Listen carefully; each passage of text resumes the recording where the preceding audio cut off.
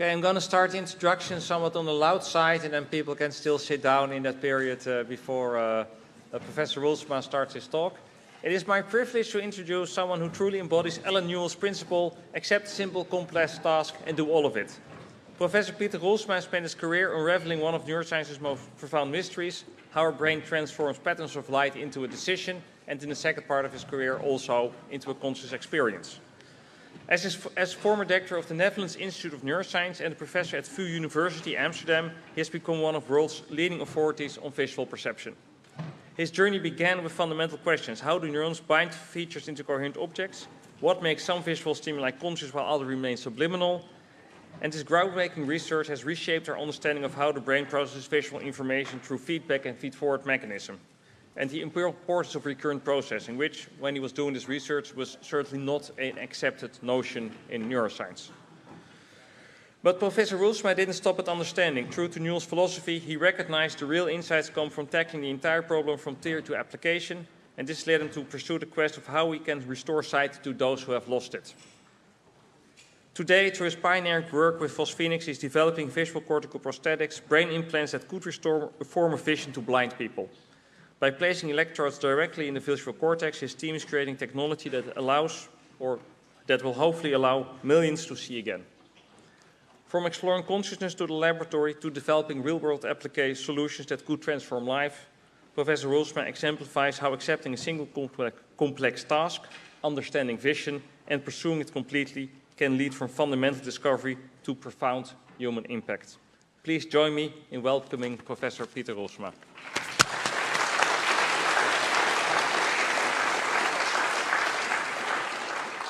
So thanks a lot, Steven, for this very kind introduction, and also you and the other organizers for the opportunity to tell about some of the things we've been doing.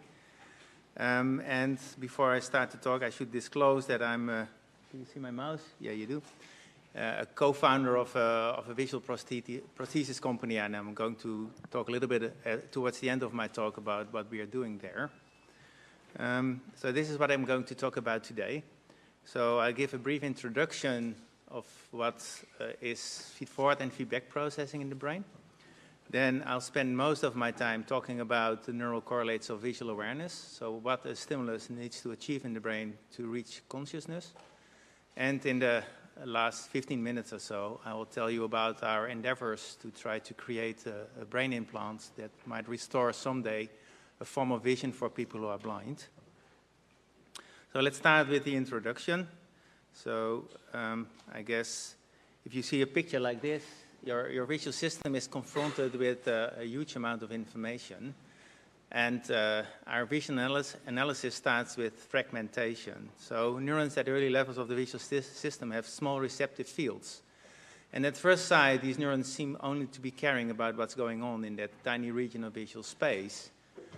So the brain needs to have powerful mechanisms to put these fragments together again into coherent objects, and that's something that I've been fascinated with, starting working in a lab of Roelfsema. Back in those days, we thought it was going to be solved by synchrony. That turned out not to be the case. So to put these pieces together again, our visual brain carries out what I'll call an incremental grouping operation, where all those image elements that belong to the object that you're interested in are incrementally labeled with enhanced neural activity, so an increase in firing rate. And psychologists call this object-based attention. So if this is the picture that you're seeing down here, then the visual brain creates this labeled representation, and that's the thing that I really wanted to understand. How does this work? So this is a very introductory slide. I guess most of you have seen it. So all the areas in the visual cortex of the macaque monkey and the rest of the cortex too, but those areas involved in vision. We should realize that the macaque monkey is a very important model system if you want to understand what's going on in human vision. Also, especially if you want to create, for instance, a visual prosthesis, but also for the fundamental insights. Now, this is from the same paper from Velleman and Van Essen more than 30 years ago, and they were able to arrange all these cortical areas into this hierarchical scheme that you've probably seen many times, So the first thing that happens if you present a new image to the system, there's this phase of feed-forward processing where feed-forward connections propagate information from the LGN, from retina to LGN to V1 and to all these higher cortical areas. And we also know that at low levels of the visual system, neurons have simple receptive fields. Then you go to, say, area V4, then you find receptive fields of intermediate complexity. And if you go to really high areas like area IT, you find neurons that are even tuned to specific categories. And also, and there are many examples of that in this conference, that this is very well modeled by, for instance, convolutional neural networks. Now, there's also a phase in which feedback connections, here in blue, and lateral connections between areas at the same hierarchical level start to kick in. And they basically allow for a recirculation of activity. And this is actually the phase where we believe that this incremental labeling of image elements that belong to the same perceptual object occurs. And that's the thing we really would like to understand. Okay, so that's related to perceptual organization. So that was my brief introduction. Okay, now I'm going to go to visual awareness, and you'll first see that there's an important role to be played by feed-forward connections, but later I'll actually expand the story a little bit. So what I'm going to ask you is I'm going to present a stimulus. It's going to be a round circle around here. And if you see it, then please raise your hand. And if you don't see it, don't raise your hand. So are you ready for this? 1, 2, 3. Yeah, that was easy. Now I'm going to make it very hard. So only for the careful viewers. 1, 2, 3. Nobody saw it? Okay. Maybe it's the contrast on my monitor. Try it once more. 1, 2, 3. It was not on 3, but okay, yes, so you saw it. Actually, to be honest, there was nothing on the second iteration. Some people sometimes raise their hand, not in this audience, but again, nothing to be ashamed of, because when things become difficult, we just lower the threshold and we sometimes report things that are not there. And the nice thing about this very simple task is that for each and every one of us, there will be a contrast level where we sometimes see it and sometimes don't. So then you can conduct trials in which you present the same stimulus that either reached awareness or did not reach awareness. And that is what we set out to do. And this is very well modeled by the famous signal detection theory that holds that if you present a weak stimulus, there is an internal signal strength with a specific distribution, for instance, a Gaussian distribution, could be something else. And the signal detection theory that across trials, you're then sampling from this distribution of internal signal strength. And on a particular trial, you could have a certain level of internal signal strength. And then the signal detection theory also has a threshold. And if the internal signal strength is higher than a threshold, you're going to say, yes, I saw it, so this could be a hit. But because of the stochasticity in the nervous system, with the same stimulus, maybe it just stays below threshold on some other trials, you said no, and there would be a miss, right? Now, if there's no stimulus, of course, on average, the internal signal strength will be lower, so that's the black distribution. Typically, you will say, no, I don't see anything, and that would be called a correct rejection. But again, due to the stochasticity of the system, and especially if you lower the threshold because it's difficult, sometimes you may report things that are not there, and that would be called a false alarm. Okay? And the questions that we asked in this study is, where is this internal representation of signal strength? Which brain areas are doing this? What causes the variability across trials? And what process in the brain does this threshold correspond to? So we recorded from monkeys, and when we got the first data in, we started to support one of the famous theories of conscious perception, the so-called global neuronal workspace theory, that I think was first proposed by Bernard Baars many years back, and with very important contributions of, for instance, Stan de Haan, with whom we collaborated here. And this theory holds the following. So you present a weak stimulus, it's maybe first registered in the cortex in V1, it propagates to higher visual areas, and in Stan's theory, there's sort of a process that takes place in frontal cortex that he called ignition, that ensures a self-stabilized pattern of activity that even remains if you take the stimulus away a little bit later. So there's sort of a trace that there just has been a stimulus. And so you can think of it as a working memory allowing you to report it at a later point in time. Okay, so the idea is then also according to Stan's theory that if you present a weak stimulus, sometimes it's just not propagating strongly enough to frontal cortex to cause ignition, would be a miss, and sometimes it's propagated strongly enough to cause ignition, that would be a hit. So that's what we set out to test. So we had monkeys doing the same task you were just doing a moment ago. On 50% of trials, they saw a dot on the screen, and they were supposed to make an eye movement to it. On the other 50% of trials, this dot was not there, and there was always this small dot on the screen we called the reject dot, allowing the monkey to report that he hadn't seen anything. Okay? And then if you look at the psychrometric function, so this is percentage of hits as a function of contrast. Of course, there's almost always a hit if the contrast is high, and if you then start to decrease the contrast, sometimes at some point the accuracy will decrease. And we defined two thresholds for our analysis. So if it was, the performance was higher than 80%, we said that was easy. If the performance was lower than 40%, we said it was difficult. And it was intermediate, we said, well, it's intermediate difficulty. And we recorded from 3 brain areas in the macaque monkey, V1, V4, and the dorsolateral prefrontal cortex related to frontal eye fields. So this is an area also involved in the generation of eye movements. So that's also a caveat of this study. We did not explicitly dissociate the plan to make an eye movement from the sort of pure conscious perception. Okay, so that's something to keep in mind while we are going to look at the data. And then what we did is we sorted the trials in these 3 difficulty categories, and within category we kind of sorted all the trials, making sure that we have the same distribution of contrast, right? So the difference that you see here is not caused by differences in contrast of the stimulus. And to our big surprise, on those trials that the monkey was going to say, yes, I saw it, in V1 there was on average more activity than on trials with the same stimulus where he failed to perceive it. Okay, so as if there is already stochasticity in the pathway from the eye up to primary visual cortex. Not something that I was anticipating. In V4, you basically see the same effect, more activity on those trials that are going to be reported as hit, and also for the easy trials, where of course the contrast on average is higher.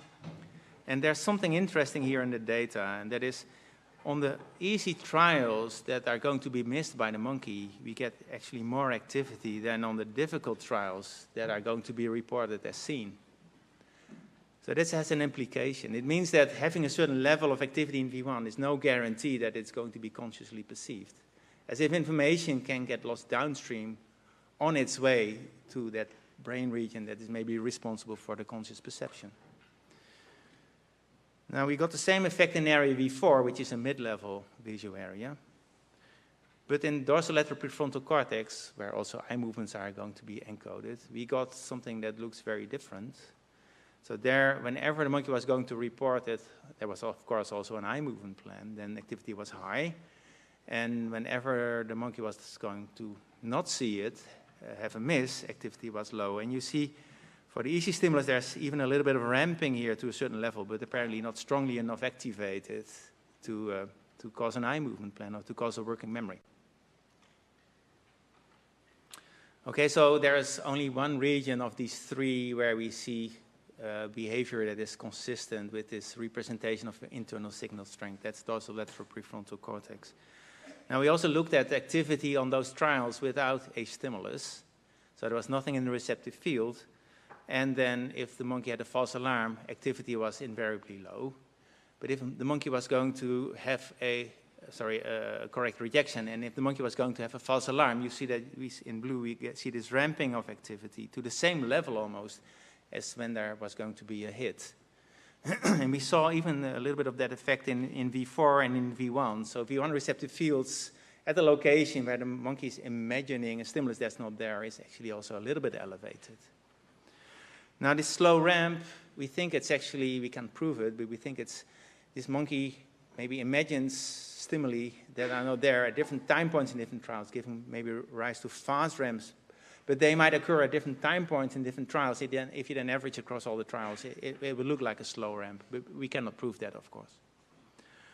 Okay, so as I said, of these areas, if there's one area that represents internal signal strength, it's probably the dorsolateral prefrontal cortex, but it could be other areas that we did not record from, right? because there you get more activity for the false alarms and the hits, and very little activity for the correct rejections and for the misses. Okay, so some years back I talked to Stan de Haan, one of the architects of the global neuronal workspace theory, and he said, that's very exciting because we already modeled something like this in a paper in 2005. And then he said, you know what we're going to do? We're going to make the simplest model imaginable that is going to account for all of your data. Okay, I said, go ahead, give it a try. So this is the model, and the model was 5 neurons. Okay, so there's 1 neuron in the LGN, 1 in V1, 1 in V4, 1 in parietal cortex, and 1 in frontal cortex. That was the whole model. These neurons were stochastic. Okay, and the model works as follows. So there's the LGN, the stimulus is registered. It propagates to V1 through V4 connections. You see there are also these self-connections, and there's also feedback. And Stan, in the model, made the connections between parietal and frontal cortex in both directions strong, and also the self-connections strong. So that if in parietal and frontal cortex the activity reaches a certain level, it can self-sustain. Right? If the stimulus is no longer there, it kind of becomes persistent. So if that happens, you can take the stimulus away, and there will still be some reverberation of activity in the network. So that would be a hit. Now, because the model is stochastic, if you present the same stimulus, sometimes it may happen that the activity stays below the threshold for the activity to become self-sustained. You then take the stimulus away, then activity collapses in the network. Okay, so that would be a miss. And we basically reproduce many features of the neuronal data. So I'll just kind of guide you through the V1 data. So on the hits, or those trials that are going to be a hit, on average you get more activity than if it was going to be a miss, of course, because that propagates, and if there just happens to be more activity in V1 on average, the probability of this ignition is enhanced. And also you see here that on those easy miss trials you get more activity than on the difficult hit trials. Okay, also in the model, of course, information can get lost downstream from V1 to the place of ignition. Before, very similar story, and dorsolateral prefrontal cortex, you have this bistable activity because you have this possibility to self-sustain activity. And you even see a little bit of ramping on those easy trials that are going to be missed. Okay? Now, also in the model, we looked at correct rejections in black and the false alarms in blue. And in the model, you also see this slow ramping. And in the model, we assure, right? We can just look at every individual trial. And on those trials where the model is committing a false alarm, there's this fast ramp. But they happen at different time points in different trials. And therefore, in the average, you get this slow ramp. Okay, so this is the model of Stan. He probably made it on a rainy Sunday afternoon. On the left is the data. So that is 3 PhD students in the lab working very hard with monkeys for 4 years. Okay, so it's not fair. But of course, it's very valuable to have the model because it allows you to ground, or to have the data because it allows you to ground the model. Okay, so some conclusions here. I kind of would like to suggest that the variations in the propagation of these feed-forward signals are responsible for the variations in internal signal strength in the signal detection theory. The threshold for perception is this threshold for producing self-sustained activity, a working memory, or you can call it an ignition if you like. And false alarms can then be explained by these spontaneous ignitions that sometimes happen, maybe on a very small percentage of trials. Okay? So based on what I've told you so far, you might now be inclined to think that I'm a strong believer that conscious awareness arises in the frontal cortex because that's where ignition occurs. Well, that's actually not my position.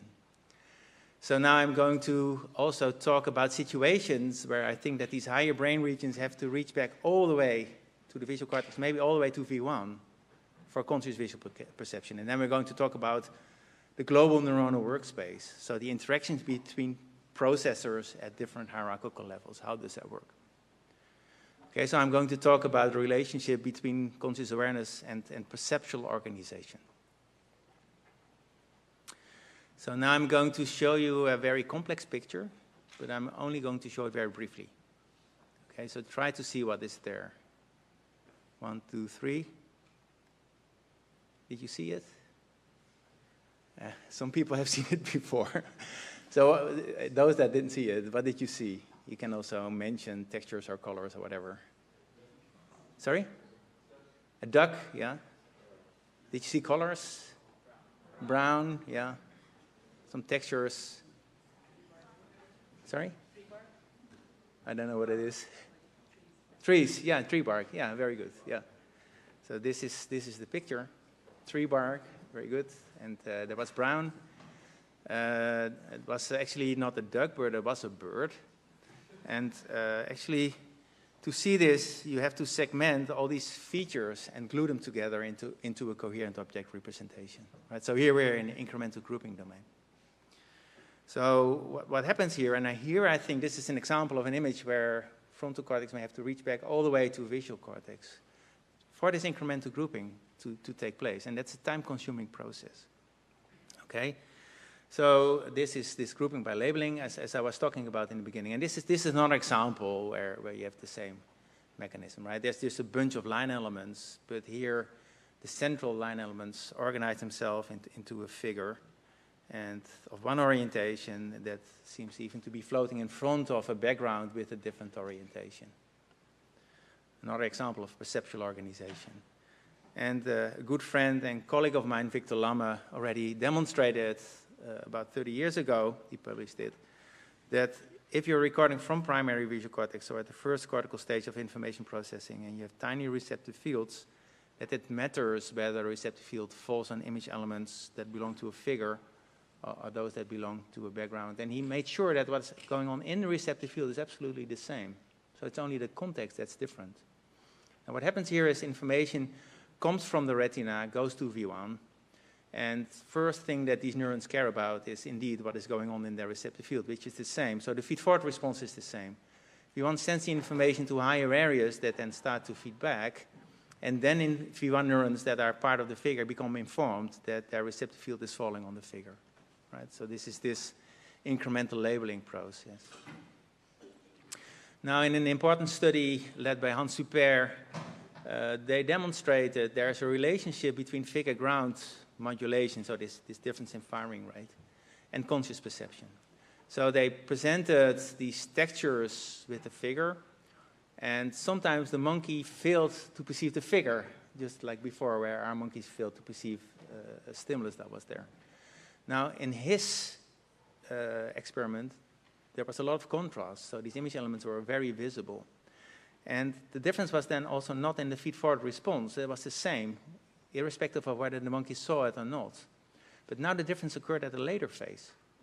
And if there was more activity for the figure than for the background, then the monkey was going to perceive, hey, there is a textured figure. And on those trials where this response enhancement did not happen, the monkey failed to see the figure. Maybe he saw texture elements like before you saw brown stuff, but he failed to kind of group those image elements that belong to a figure. Okay, so we wanted to get causal evidence. Can we really demonstrate that if, for instance, if we prevent this late response enhancement, can we then prevent figure perception? And we did some work to try optogenetics in monkeys, but we're not very successful. So it's just difficult to get it to work. So we wanted to switch species. Just a side note, we also were able to record single units or multi-units in humans with epilepsy, and we happened to have one specific person who had electrodes, and we could record spiking activity from area V3, one of the lower level visual areas in humans, and there we also saw that figures give rise to more activity than backgrounds. And we saw the same thing in mice. And that's very useful if you want to do a causal manipulation. So now we want to do optogenetics in mice. Okay, so first we spent some hard work because it's difficult to train mice to do figure ground perception, but in the end we got it to work in a simple task in which there's a figure ground stimulus, and if the figure was on the left, the mouse was supposed to lick a double-sided lick spout on the left. If the figure was on the right, the mouse was supposed to lick on the right. This work by Lisa Kierberger, and we used a very powerful optogenetic silencer that can knock out all the spikes from V1. Okay, so the idea was as follows. So this is the response in red elicited by the figure or by the ground in blue. And we can just use this optogenetic silencer called GT-ACR2 to knock out all the spikes from V1. Well, that's interesting, see what happens. But the nice thing about optogenetics is that you can do a precise timing. So we also did a version in which we let through the feed-forward response, so the higher areas will be informed there's something going on, and maybe also the features. But we knock out the late phase of the V1 response, where this figure ground modulation occurs. Right? See what happens then to perception. Or we let through more of this delayed response. Now I'm only going to summarize the data here. The mice, by the way, also did a simpler version for them, in which they only needed to do contrast perception and register whether there was a simple stimulus that did not require any figure ground segregation on the left or on the right. Okay? So what happened if we knocked out all the spikes from V1 with optogenetics? Well, the mouse was lightly blind. He couldn't do either of the tasks. But if we let through the feed-forward response, but selectively suppressed the late spikes, the mice were fine in contrast perception. They were just as good as without optogenetics. But they were completely at chance level for figure ground. Okay, so this is causal evidence to see these figures that are defined by features that differ from the background. You really need this late phase of the V1 response, because otherwise it wouldn't read conscious perception. Okay, and if you let through some of these late phase spikes in V1 that discriminate between figure and ground, then the mice can do figure ground. Okay?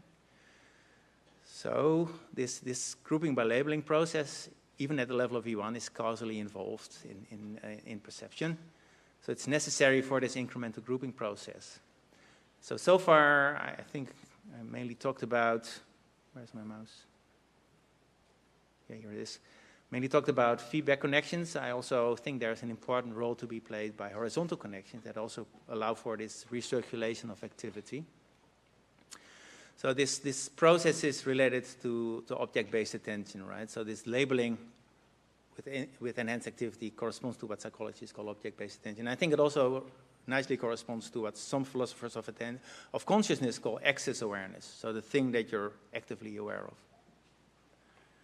And I think an important role for this global neuronal workspace, which in the literature is still somewhat vague sometimes, is actually to kind of make sure that the response enhancement goes to all those features that belong to a single coherent object.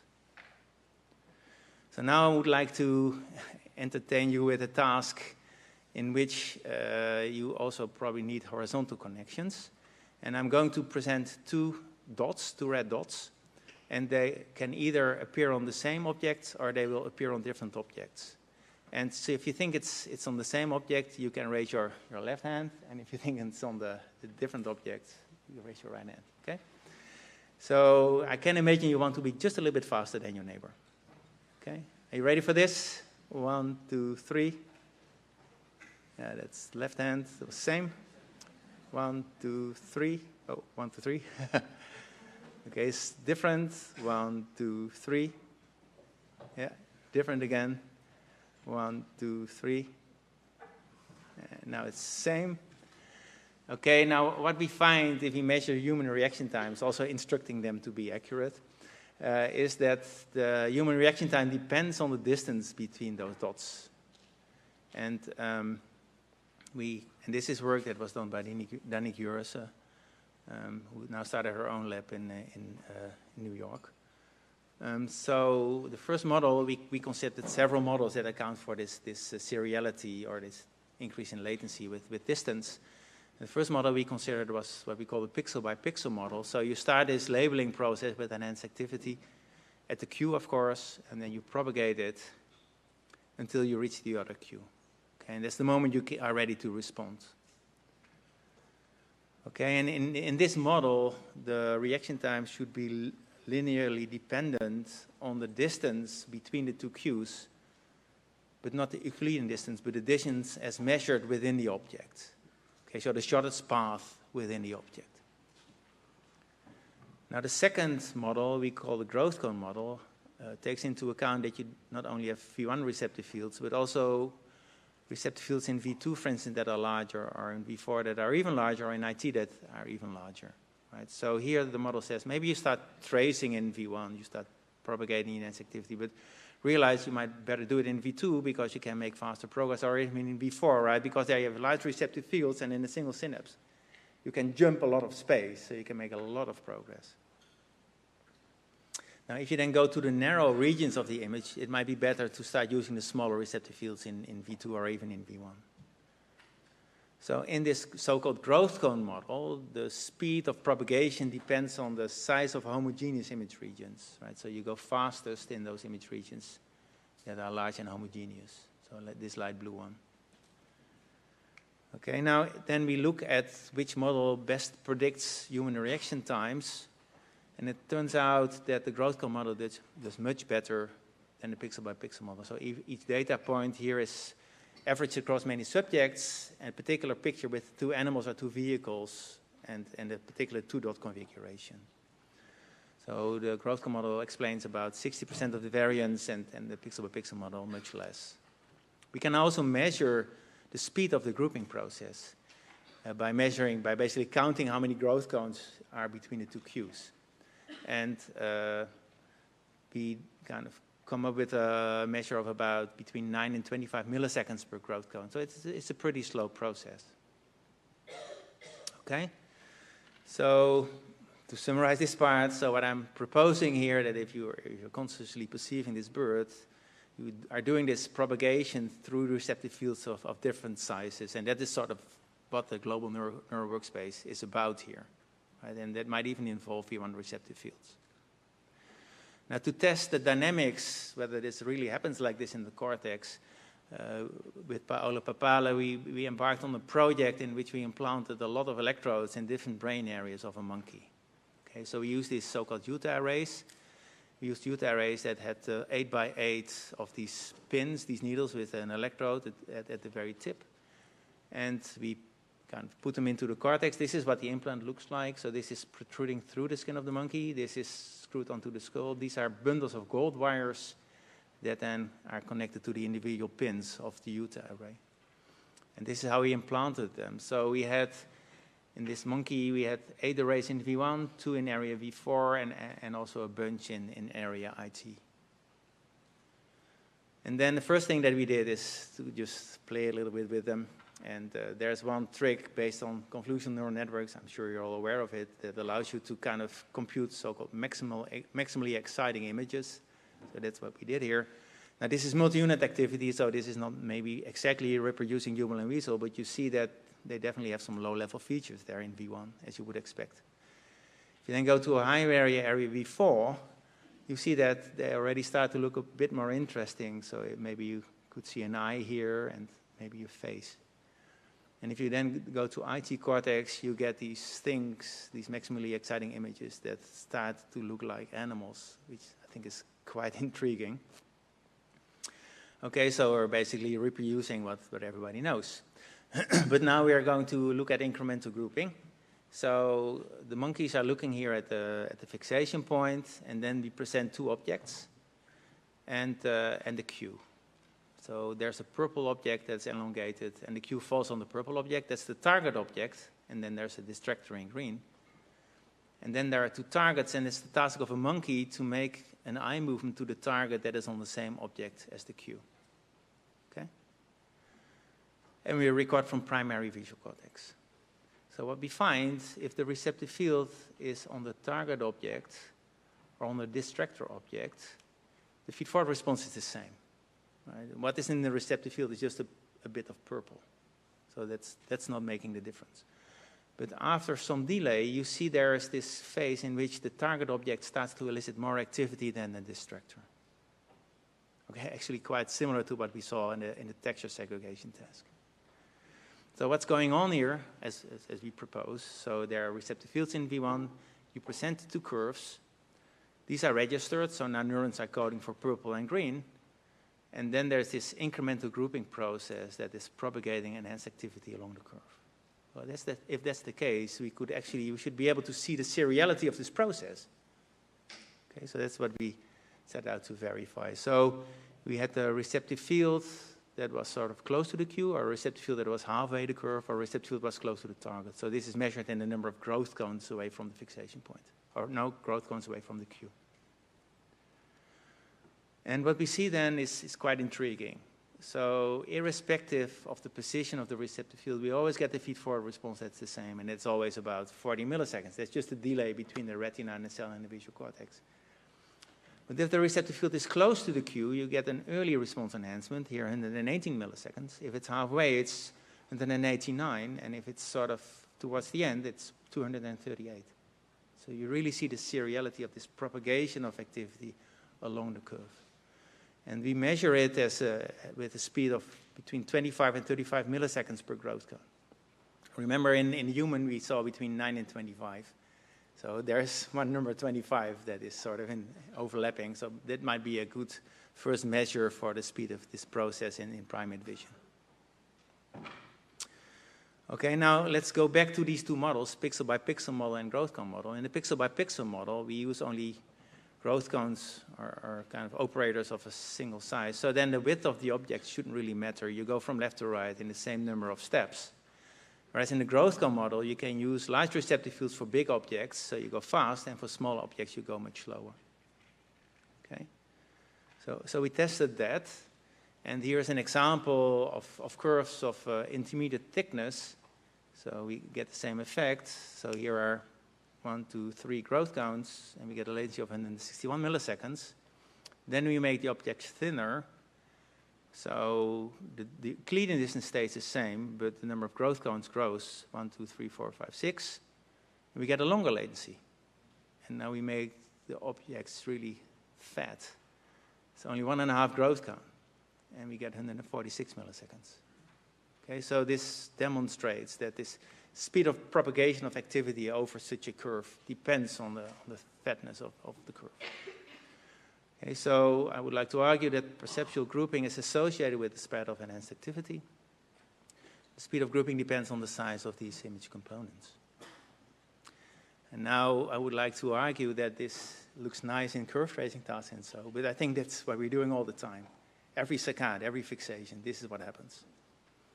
Okay, so we wanted to go back to the real world. So Paolo made these jungle scenes in which he pasted 2 animals, a monkey and a crocodile. Okay, the monkey is fixating at the red dot. That's his fixation point. Then there's a cue. I hope you can see it's on the monkey. And then there are 2 targets, and it's the task of a monkey to make an eye movement to the target that is on the same object as the cue. Okay, do you get it? With the outlines, it's easier. These monkeys were overtrained. So it's clearly the cue is on the monkey, and so you should go to the target that is on the monkey. Okay. So what then happened was a bit surprising to us. So here's a V1 receptive field that is relatively close to the cue. We got an early latency, 121 milliseconds. Then one that was sort of on halfway, and then we got a much longer latency, really much longer, 230 milliseconds. And if the cue was close to the target, I would have predicted an even longer latency, but that didn't happen. It was actually a shorter latency. So we sort of broke this gradual propagation. It looks different now. Very surprising. Okay, so what's going on here? Maybe the monkey starts to trace, knows where the cue is. Maybe he quickly realizes, oh, this is a monkey. Maybe there are some IT neurons that care about monkeys, and they might give feedback and then fill in a top-down manner the V1 representation. And maybe there are some parts of the monkey that are more monkey-like. Maybe the legs are more monkey-like than the sensor. Okay, of course, entirely speculative and post hoc. So let's have a look in IT, what happens there. So this is still somewhat recent analysis, so we are still looking at these data, but in IT, the difference between those images, knowing that these IT neurons have huge receptive fields, might not be so large, right? The only difference is where's my mouse? Here. So it's this very small difference between this image and this image. Okay, so IT receptive fields are huge, so for them it might not be such a big difference. But then we looked at the response, and we see that actually most IT neurons in our sample preferred monkeys over crocodiles. And they made this discrimination quite early on, almost from the first response. maybe already after 70 milliseconds, they know about the difference between a monkey and a crocodile. Okay, and that is early enough, probably at least consistent with this post hoc idea that they might then send feedback information and that might reach some parts of the monkey earlier than others. Okay, it's an intriguing idea, but we now wanted to do we want to break these templates. So how can we get rid of the influence of templates? We use chimeras. Okay, so we have the crocodile and the monkey, and then we have a moncodile and a cronky. And so we started to interleave those stimuli. Okay, so in 50% of the trials, there was the normal display. And in 50% of trials, there was a cronky and a moncodile. Okay, so what we then find in IT, and as I said, we're still analyzing those data, so maybe we know more about it. But the first impression is that IT neurons are a bit more confused, so they have not such clear idea which of the two it is. And if you then look in V1, and then it becomes really interesting, you see that now the seriality is back. Okay, so we get early response modulation at receptor field 1, 172 milliseconds. Halfway, it's 205 milliseconds, and at the third receptor field, it's 239. So now response enhancement spreads as it should. Right? So we're breaking the templates, and now you have to use lower level Gestalt cues, and it becomes serial again. Okay, so there might be different roles for feedback connections. They might be providing us with object templates, and these horizontal connections might be related to color similarity, texture similarity, so these more lower-level Gestalt grouping cues. Okay, and these shape templates are obviously also less available for images turned upside down. And there are some papers in the literature that demonstrate that. You have a harder time grouping things that are upside down. This is my example of it. So our cue is yellow. And so tell me which one is on the same object as the yellow cue is, the green one or the red one. It's difficult to see. Do you see it? I found it very difficult. If I turn it upside down, it becomes much easier, right? So now you see, oh, this is a shoe. This guy has his legs a bit strange, and this is on a suitcase. Okay, and it's much easier if the things are upright, right? So that's another way to group or to break these object templates. Now, together with Sami Mollard, he made actually a neural network, and he used the backbone of a sort of pyramid network, so-called UNet. And we worked together with Thomas Serret, who has this gamma net that allows sort of the propagation of activity. And so based on these networks, we try to reproduce how this enhanced activity propagates in these natural images. And this shows you one example. The cue is here on the face, and this is the activity propagating in the network. Okay, and it's nice to see that it really stays on the human, even though the human is composed of parts of different clothes that are very different, but the model knows that they're all part of the human. You get the same effect if you place the cue somewhere else. So it just fills out the human with enhanced activity. And then the spread of this enhanced activity is actually quite a good predictor of human reaction time if you ask whether two cues are on the same or on different objects. Just a final example. Look at this border between the jackets and the T-shirt. So there's just one phase in which it seems that response enhancement stops just at that border. Let's see if you can see that again. This is just one time step, see? And then it crosses over to the T-shirt because the model knows, based on higher level grouping cues, that T-shirt and the jacket are probably part of the same person. Okay? So here I would like to argue then that we think that feedback and horizontal connections, they do have unique contributions to incremental grouping. Now, I would like to close this section by trying to convince you that this is something that is super fundamental in vision. You make 3 eye movements every second, right? We all know this. So that means that there are sort of 300 milliseconds per fixation.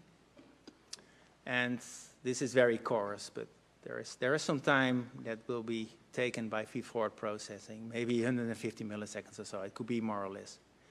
And that leaves, before you start making your next saccade, another 150 milliseconds. And I think that is dedicated to recurrent processing for labeling what belongs to what.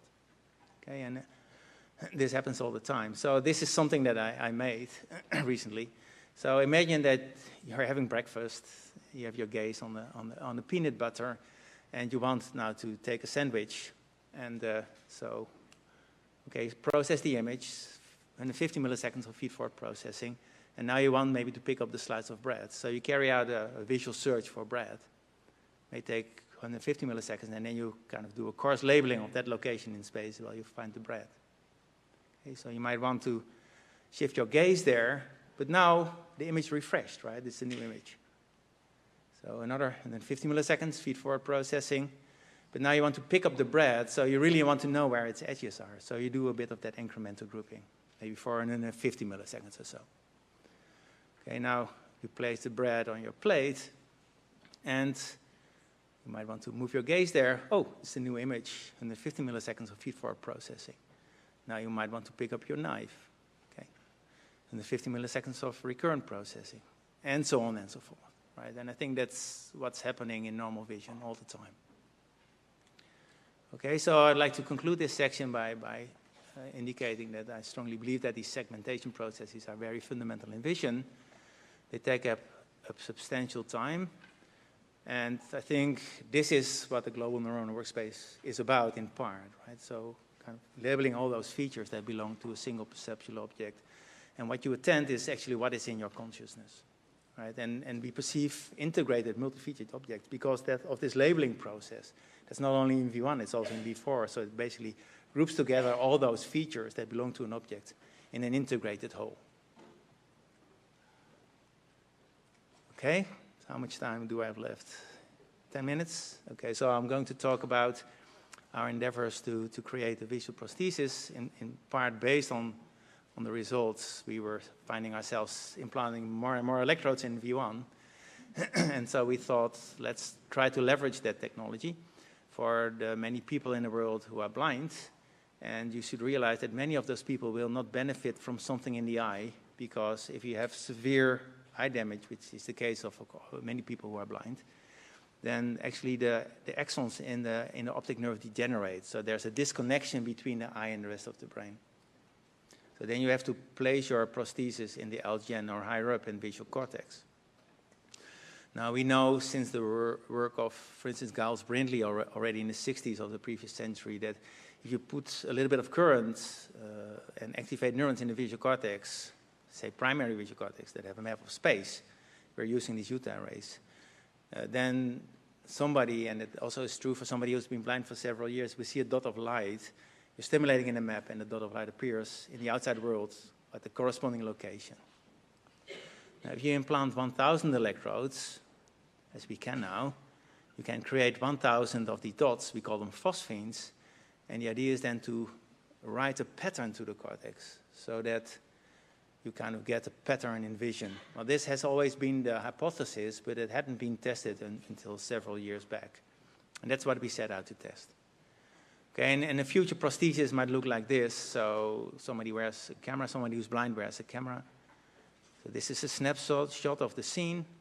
Then this is much more information than you can package if you have only 1,000 phosphenes. So you should do something clever to reduce the complexity of the image, and here replacing the phosphenes on the edges of objects that are relevant if you're navigating a traffic scene. Then you might want to have a wireless connection to a brain chip and activate the right neurons in the visual cortex. So we tested this. Sing Chen, who started her own lab in Pittsburgh, we implanted again, you know it now, right, 16 Utah arrays. But here in her study, we tried to cram them all in primary visual cortex. Well, we did not completely succeed, so there were 2 in V4, but most of them, so this is so-called lunate sulcus, and most of them were in the part of the lunate sulcus that we could access surgically. And then we mapped out the receptive fields of the neurons, so this is central vision. So you see that the different arrays correspond to different receptive fields, right? We're basically recreating the known retinotopy of the monkey visual cortex. Same in the second monkey. So this is a mock-up of the experiment where we map the receptive fields. So the monkey is looking at the fixation point. Here are the Utah arrays. Of course, during a real experiment, they're not visible. And we're projecting the activity on top of the arrays. And you see that the moving bar of light give rise to a wave of activity across visual cortex because you're encountering these different receptive fields at different time points. Okay, so that works. You can also map it out in visual space. And now I'm showing the activity at the location of the receptive field. And you see that a bar of light is trailed by a wave of activity in primary visual cortex. This is actually slowed down by a factor of 5. And this latency is basically the time it takes from a signal to travel from the retina to a cell in primary visual cortex. Okay? Now we want not to record. We now know where all the receptive fields are, right? So now we can stimulate. And we generally find that we train the monkeys on a task in which they make eye movements to something that appears in the visual field, and we don't show anything. We just stimulate one of the receptive fields. And this is what we get. So these small green circles are receptive field centers, and the bigger one is the one that we're electrically stimulating. Oops. And you see the monkey makes an eye movement. This is real time to the receptive field that we're stimulating, demonstrating that we are indeed able to create elementary perceptions at the location of the receptive fields. Now the more important question was, can we also elicit pattern perception by pattern stimulation of multiple electrodes? So we trained monkeys on a task in which they discriminated between letters of the alphabet. So in the visual version of the task, they would see a sample letter and then a choice menu, and their task was to make an eye movement to the letter they just saw, so here the letter D. And the exciting part of the experiment, we did not present this sample letter visually, but we tried to write it onto the cortex by stimulating a set of neurons with known receptive fields, here in the shape of the letter A, hoping that the monkey would make the corresponding eye movement. And this shows you the data. So now multiple receptive fields will flash up because we're stimulating multiple electrodes at the same time. So here's the letter L, and the monkey gets there. Letter O, and he gets it. So we were super excited when we got this result. Right, so generally this worked pretty well. And actually, almost from the first trial onward, we did not have to retrain the monkey or anything.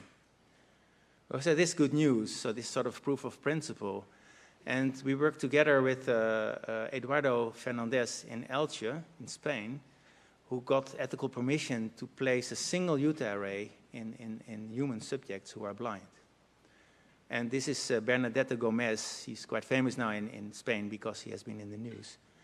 And this is how they implanted the Utah array. So it's in primary visual cortex. So only a single array. And when they stimulated in the shape of a large square on the single Utah array, then Bernadette said, I see a large letter O. He said, I see a small letter O. So that was good news, seemed to reproduce what we got. But here she saw the letter I. Well, that was not predicted by us. And here she saw the letter L. And this was definitely not predicted by us. Now you should realize this is only a single Utah array. So we might get, but this is post hoc of course, some unintentional activation of neurons that are in between. But of course there's no way for us to verify this. And the difference between the monkey study is that we had 16 Utah arrays that were spread out across 2 square centimeters of cortex. And here everything is in an area 4 by 4 millimeters. So you probably get more of these interference patterns if you have the electrodes so close together. This is Berna.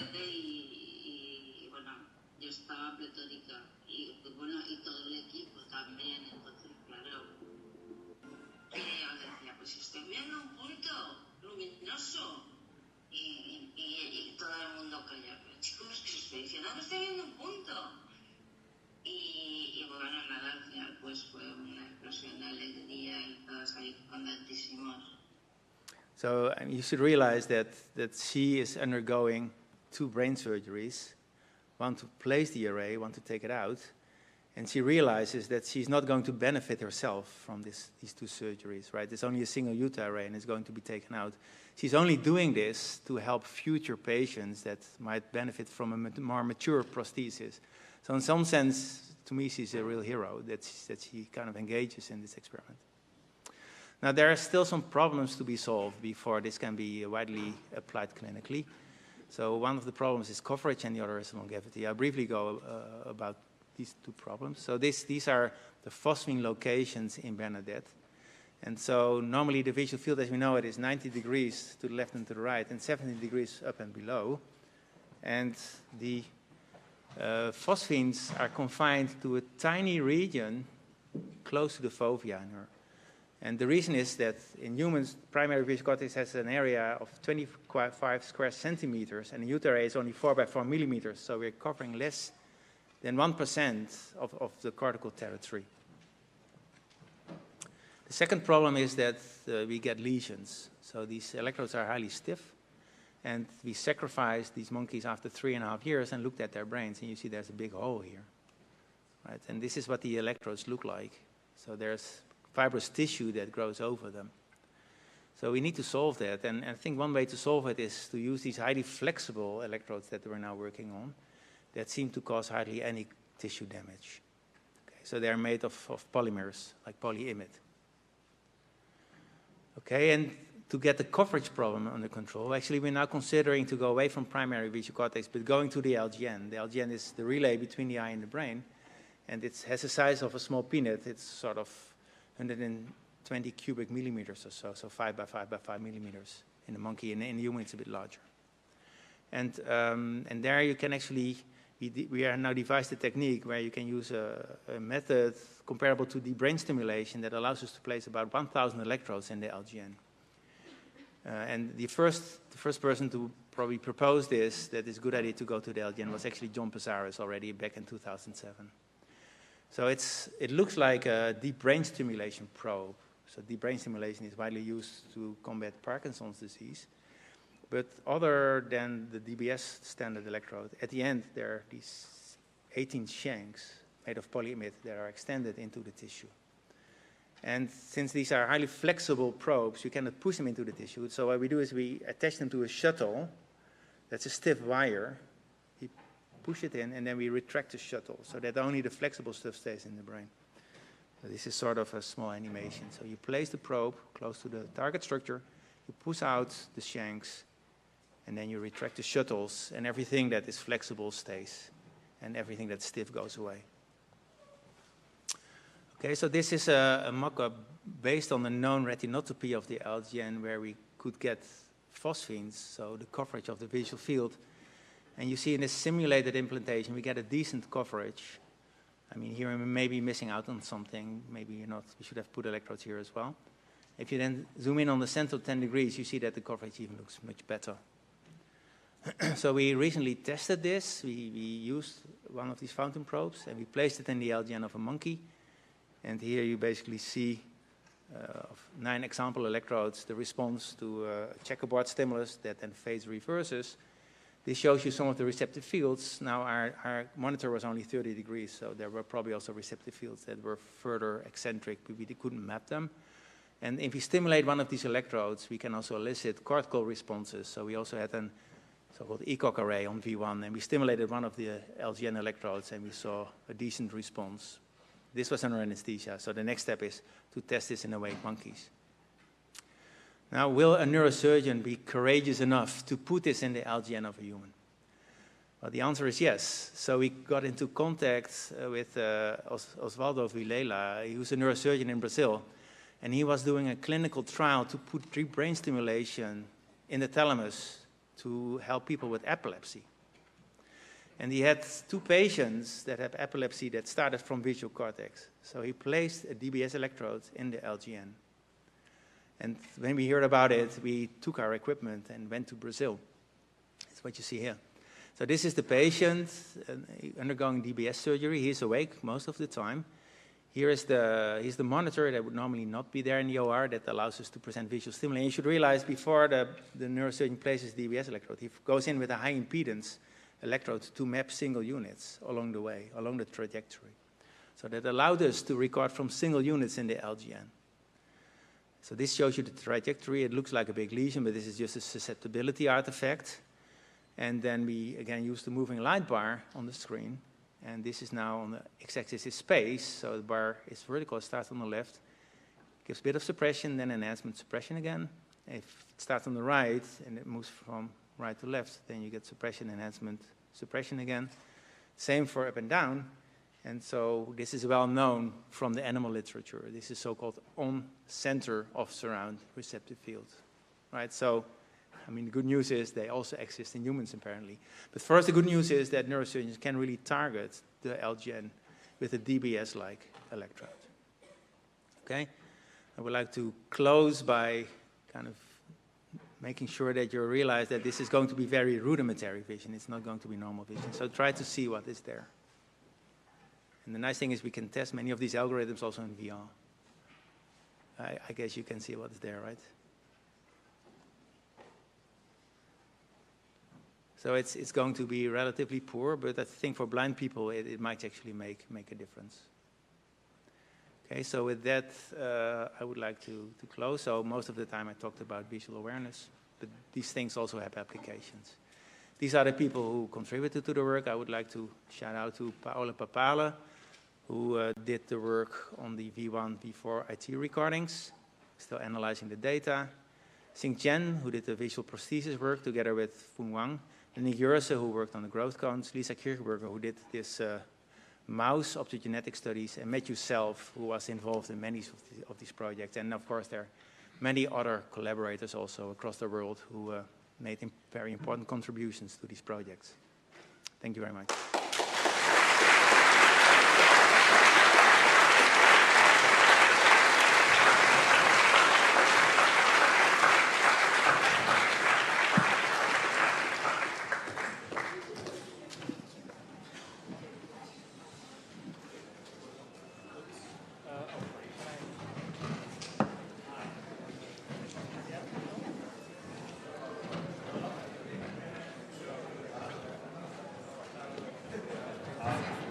This one? No, it's on now. Okay, hi. Okay, are there any... So we're going to take some questions for Pieter. I see the first question already. After this, we will immediately move to some closing remarks. Then there'll be a short break, and then we'll start the community event for feedback. Hi, Pieter. Can you hear me? Yeah. Thank you very much for this great talk. It was